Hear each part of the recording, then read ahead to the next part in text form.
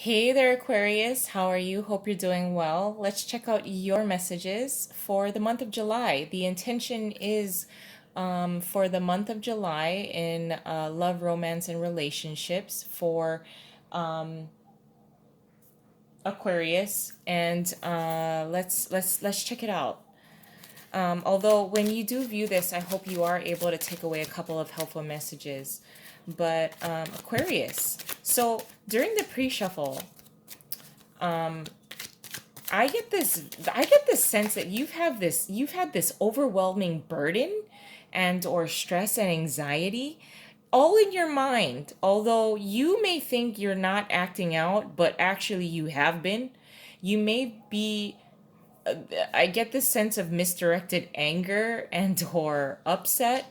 And I think there's a sense of pressure here, but it's being released. Now, if your partner is aware that your behavior has changed, and if they care a lot about you, they will fucking step in and do something about it, to the point where you are completely released from a lot of burdens, um, a lot of stress and anxiety that you've been experiencing, and we're really reaching the end. I don't think it has anything to do with your relationship, like directly. It's more so outside. But if I may say, Aquarius, this is a certain kind of partnership and relationship that you're dealing with in which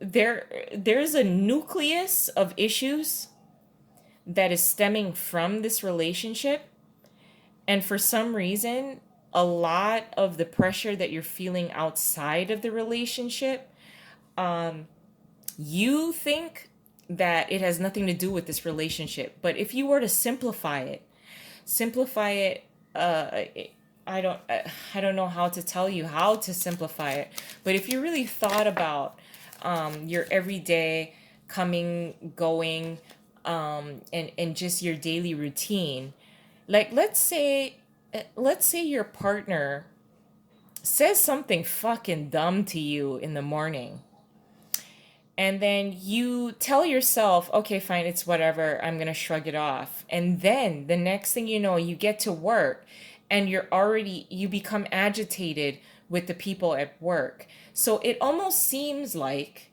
it's just the shit outside of the relationship that's contributing to this kind of stress, anxiety. I just think it's like argumentative, aggressive kind of outlook. But you're thinking, oh my God, that person was an asshole to me this morning. But if you actually were to simplify it and think about what happened prior to that, and it was actually triggered by something at home because of your partner, there's going to be some kind of realization there. It's very minor, if I may say. This is nothing like totally out there, super duper, it's not like a tower moment or something like that, or judgment. This is more so like, oh, wait a minute. Now, if I actually think about what happened prior to, the real start of my day, when this was triggered, then I was irritated with that person, then I was irritated with that person, and why did that work out that way, and how come this is not on time, and blah, blah, blah, blah, blah, blah, blah. It really creates a chain reaction. So I think what you're doing, Aquarius, is identifying where the chain is beginning. And we have the Chariot, which is all about victory. Sorry, while I shift my wheel a little bit. Chariot is victory, knowing exactly you're moving forward with a particular partner. Now, if you can just identify from the get-go where the stress and anxiety is really coming from, if it's coming from your partner, and then if you figure out an attack strategy that will target that particular behavior or that particular thought process that's going to trigger the rest of your day and create a chain reaction the rest of your day. Once you kind of figure that part out, everything is going to be gravy. It's going to be all gravy after that. You may just need to Communicate to your partner, a very simple kind of thing. Like once you shut them down, like cut that off right there, they may be coming at you sideways early in the morning and you're about to head to work and you're like, no, I can't start my day like this. I'll talk to you later. Cut, done, and then, I'll talk to you later. And the next thing you know, you feel empowered like the chariot. I'm controlling this MFer. I'm controlling myself, my thoughts, my heart, my emotions. This is being in control. With the King of Swords being here in reverse, this is more so of like the level of confusion, and I'm trying to help you kind of sort through that. So if you can sort through the confusion where you're being triggered, because that's a big word that I'm going to use and I'm probably going to overuse it, so I apologize, but the word is trigger. There's a chain reaction that is happening on your day-to-day life that seems external to your relationship, but then if you were to spiral it closer and identify the point, it very well could be something that your partner is doing, saying, doing, thinking, feeling toward you that is contributing to this. Now, we have the Justice card in reverse, the Knight of Swords in reverse, the Magician, the Ten of Pentacles, and the Lover's card in reverse. Okay, so Aquarius, this is a partnership that is karmically connected. Now, the Justice card being in reversed here is your energy. The surrounding cards are the energies that are surrounding you and or your relationship, or how your relationship is applying to you. Now, you are feeling a little unbalanced. It is unbalanced. If you are the one contributing more to the relationship than the other person, you're energetically feeling it. You are acting out on it because of that. But I don't think you're identifying it as something that's being triggered within your relationship. These are all external things that are being triggered by things that are unbalanced within yourself and or within your relationship. With the Knight of Swords in reverse as well, this is scattered, kind of uncontrollable, misdirected arguments. Who's the one pulling the strings? The Magician. The Magician, though, if I may say, is in the upright. So this is definitely a partnership that is out of balance. Chosen. This is your choice. This is your choice. It is a little out of balance. And because of that, there is a lot of stress and anxiety, responsibilities that you are taking on. The goal seems to be the same between you and your partner or your potential partner. There are a lot of things, if this is a newer relationship, that you see eye to eye with each other. Although, if I may say, one is contributing more than the other. So I think the record might need to be straightened a little bit, tweaked a little bit. We got some majors here. That's all I got to say. And they're all three of them are in a row. So this is something that's at a core level that could really, if you tweaked it just a little bit, it could lead to this.